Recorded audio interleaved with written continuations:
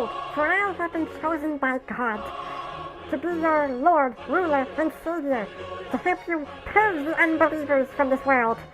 Together, we shall punish them accordingly. We shall burn them to the stake, and we shall force them to confess their sins. Will they be atoned, or will they face judgment? We shall watch from afar as the fires of hell swallow them whole, and they will learn to fear God's wrath.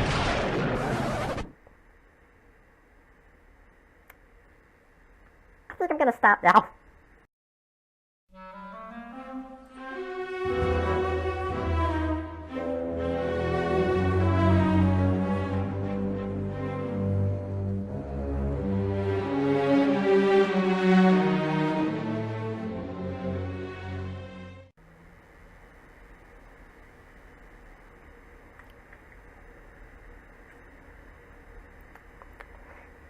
There's a lot of interesting stuff in this book. I can say the same thing about this game. I'm sure many of you have already heard about Far Cry, a series of video games that began in the year 2004. Originally, they used the CryEngine 1 to create the first game, but then they decided to create their own game engine, and they decided to take Far Cry into different places with different stories, different sets of characters. Everything about Far Cry kept constantly changing episode after episode. Over the years, Far Cry has seen its share of controversies because of how the villains are portrayed or what kind of villains there are. In fact, Far Cry has a penchant for using psychopaths and sociopaths as the lead villains. And not to mention some cultural references and such, so yeah, a lot of controversies, but a lot of them are very unreasonable, just like the ones that are centered on Far Cry 5. Far Cry 5 takes place in Hope County, a fictional town in Montana. Residing in Hope County is a doomsday cult called the Project of Eden's Gate, and they are led by a man named Joseph Seed, also calls himself the Father. Now, I'm sure there are those of you who remember my top 10 list of controversies from last year. I accidentally got Joseph Seed's name wrong. Instead, I called him John Seed. There were a lot of people upset about there being a video game portraying a religious group resulting to violence. And this religious group is led by a man named John Seed. So now I am going to correct that mistake. Instead of just Joseph Seed, there are 4 lead villains. 3 of them are Joseph's siblings, who also act as his apostles. There are his 2 brothers, John and Jacob. And there's also their adopted sister, Faith. Joseph is the lead founder of the Project of Eden's Gate, who believes that he has been chosen by God to lead his flock, or I should say, his army of followers, to underground bunkers so that they may survive the upcoming apocalypse, which he describes as the collapse. And he truly believes that God's voice speaks inside his head. Crazy? John is the brother and apostle who forces people to atone for their sins, to confess. And he believes in something called the power of yes. In other words, you have to say, yes, I am a sinner. Yes, I wish to be atoned. Yes, I am guilty. Yes, I shall confess. Basically, he's the cult's version of the Spanish Inquisition. I'm going to teach you, Crush. Teach you how to say yes. So you can confront your weaknesses, confront your sins. You will swim across an ocean of pain and emerge free. Pain? For only then can you truly begin to atone.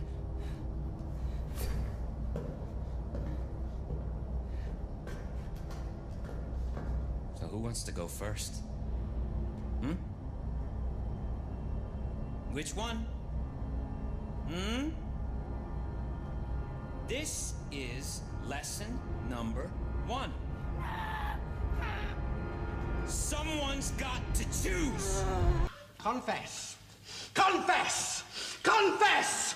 Confess! I confess! Not you!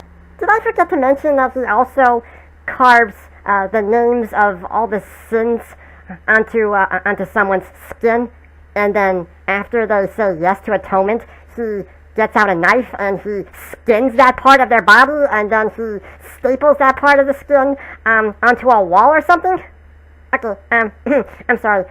Was Ed Gein his college roommate? The other thing I want to mention about John is that he is voiced by Seamus Dever.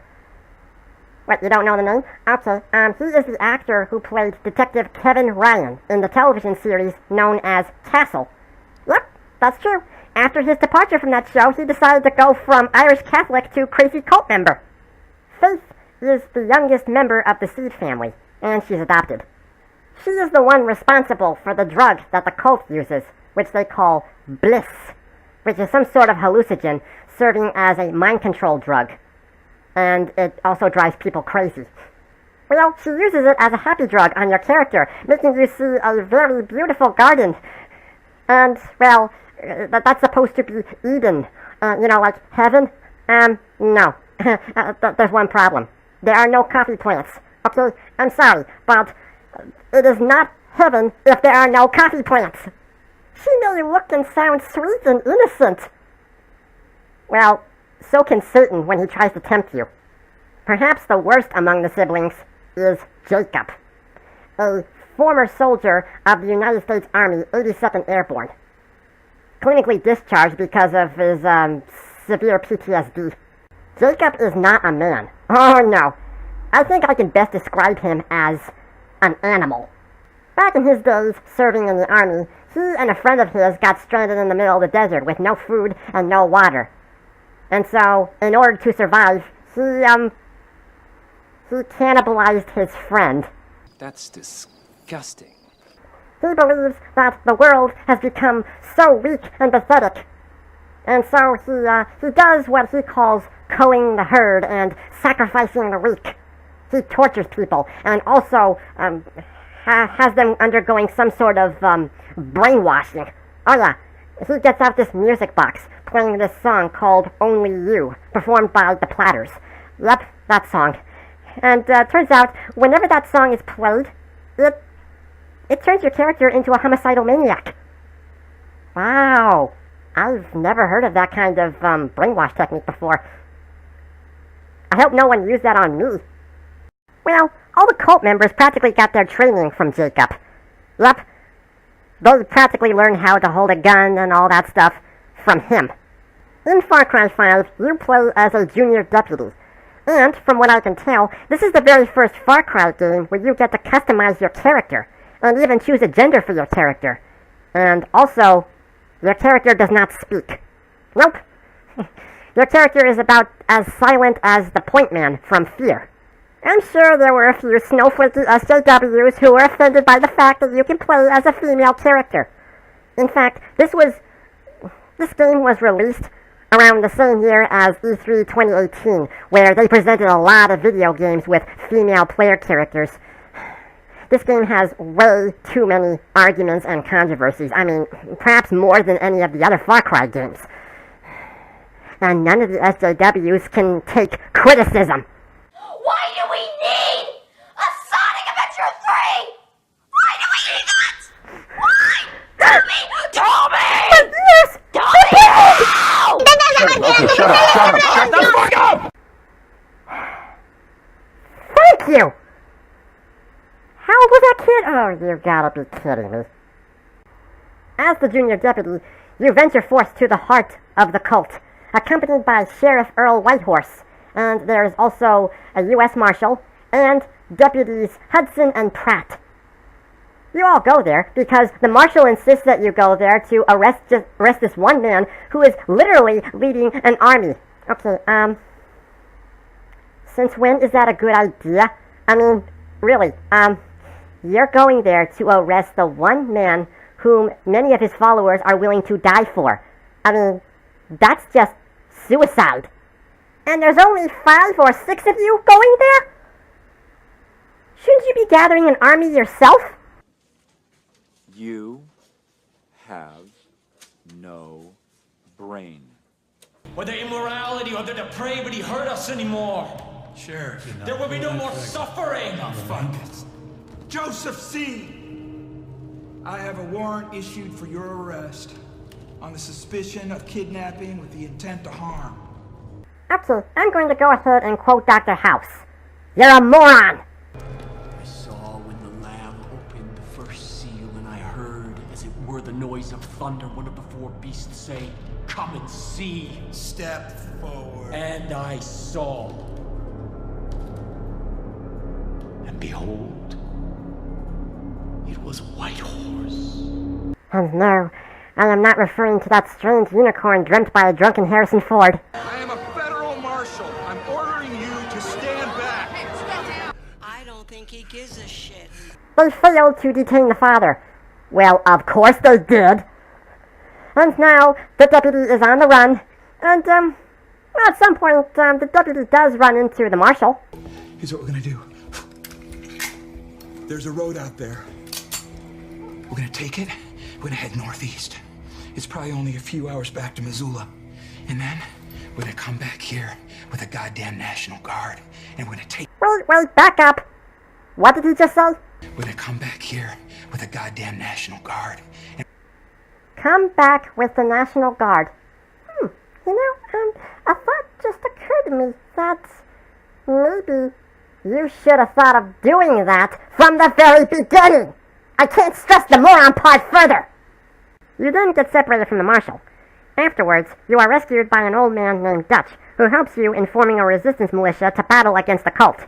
You then learn that your three friends, the sheriff and the two deputies, get abducted by the cult. This game has everything.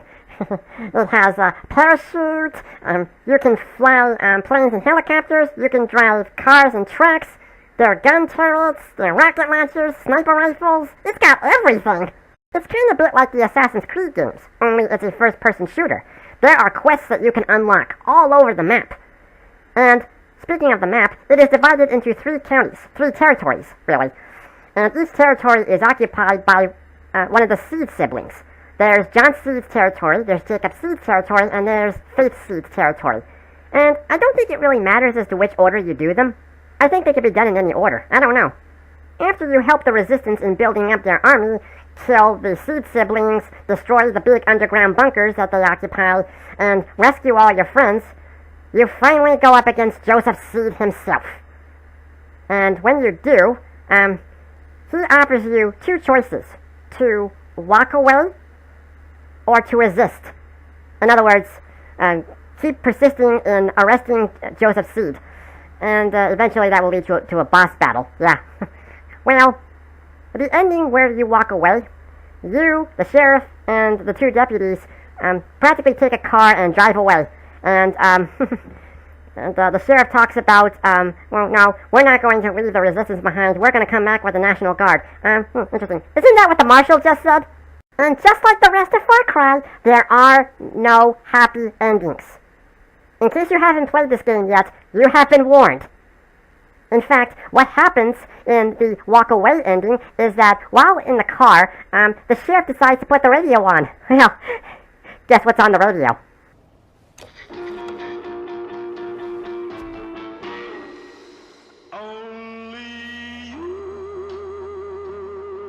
What's wrong? They're dead. Before I go on to the second ending, there's actually a secret ending that you can unlock at the beginning of the game. If you choose not to cuff Joseph Seed, the sheriff tells you that you and he and the deputies are leaving. Well, that probably would have been the best ending. Yeah, I'm not getting paid much. Sorry, I'm leaving. Bye. What? There's still more to review? Okay. Well, time to talk about the resist ending. Joseph drugs you with the bliss, and you start seeing multiple him. Yeah, you start seeing more than one him, and that's the boss battle. You have to keep battling all the Joseph Seeds until you finally gun down the real him. Well, after you defeat him, the sheriff and the others cuff him, and wouldn't you know it, there were a few mushroom clouds from the far distance. As it turns out, that was the collapse. Yes, that was the end of the world that Joseph Seed was preaching about. All this time, he was right. Crazy, but right. Either he really did foresee the end of the world, or it was all just coincidence. I don't know. You then tried to get to Dutch's bunker, And, yeah, you're driving a truck, trying to get there and, outrunning the mushroom clouds. Until a tree comes down on top of you. You wake up, but only briefly, to see that everyone in the truck, that's the sheriff and the deputies, are dead. And you're the only one who's surviving. Well, Dutch rescues you and takes you to the bunker. Psych! Dutch is dead, Joseph's still alive. Yep, turns out it was Joseph who dragged you into the bunker, and then he killed Dutch, and then he waits for you to wake up, and he has you cuffed to a bed. Or should I say, bed rail. So the world has come to an end. Nuclear apocalypse. Here's to hoping that we never have a millennial running for president. Well, actually, wait, we do have a millennial in Congress right now, and we are not that far off from having one wanting to run for president. Possibly. We're doomed. I am not apologizing for that. You know what this means?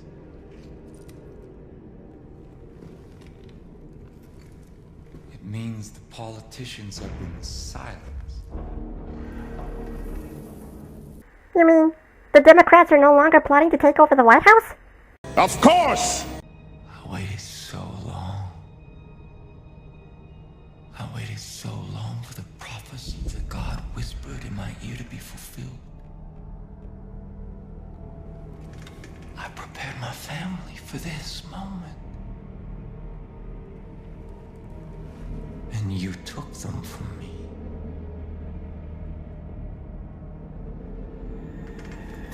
I should kill you for what you've done. Well, what's stopping you from doing that? I should kill you for what you've done. Come on!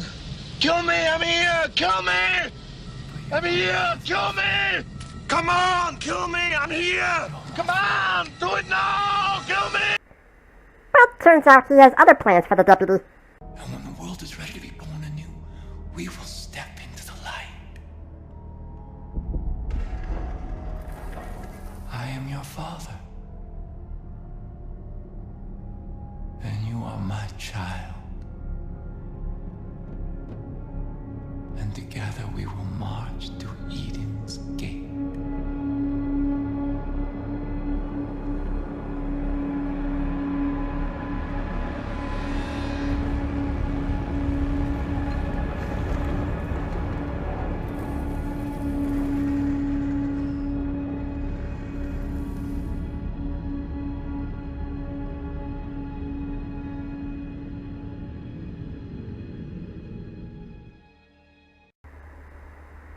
Can you go back to the part where he says, I am your father? I am your father.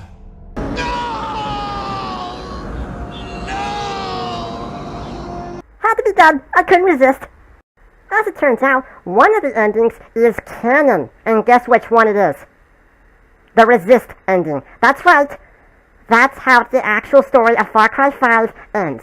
The world comes to an end, and you and Joseph Seed are the only ones who survive. Well, actually, Hope County had a lot of underground bunkers that you could find all over the map. So, chances are, there were a few other characters who survived. There was an argument from fans saying that this canon ending had discredited everything that the player does. That everything that they had done, helping the resistance and making a difference across all of Hope County was all for nothing. Well, I'm not saying that I don't agree. Oh no, on the contrary, I agree with this argument. But this kind of ending actually teaches a very important lesson. The end of the world is unexpected. You can't predict how or when it's going to happen. It's just going to happen out of the blue. It could happen 1 hour from now. It could happen tomorrow. It could happen next week. It can happen next year. It could happen anytime and come from anywhere. Turns out there are still people who believe that this game is politically and religiously offensive. Well, I did a little look up on the cult. They're not very specific as to which god they are worshipping or which monotheistic religion that they're serving. Are they serving the Christian god, the Jewish god, or the Muslim god? Which one? So how is it offensive? It's not the game that's not being inclusive. No, it's you who's not being inclusive. And what? You're still offended by people talking about Obama lovers or Canadians being a bunch of miscreants? Last time I checked, Far Cry 5 takes place in the year 2018. Far Cry 5 has become one of the most seriously misunderstood games, and I support Ubisoft's argument that this game has no political ties to it whatsoever. I have actually enjoyed this game, and I can't wait for Far Cry New Dawn. Well, thank you all for watching. As always, be sure to subscribe to my channel. Oh, hi Myron. Oh, hi Caesar. Want to listen to some music? Sure. Crazy. I'm crazy for feeling. What's wrong? So lonely.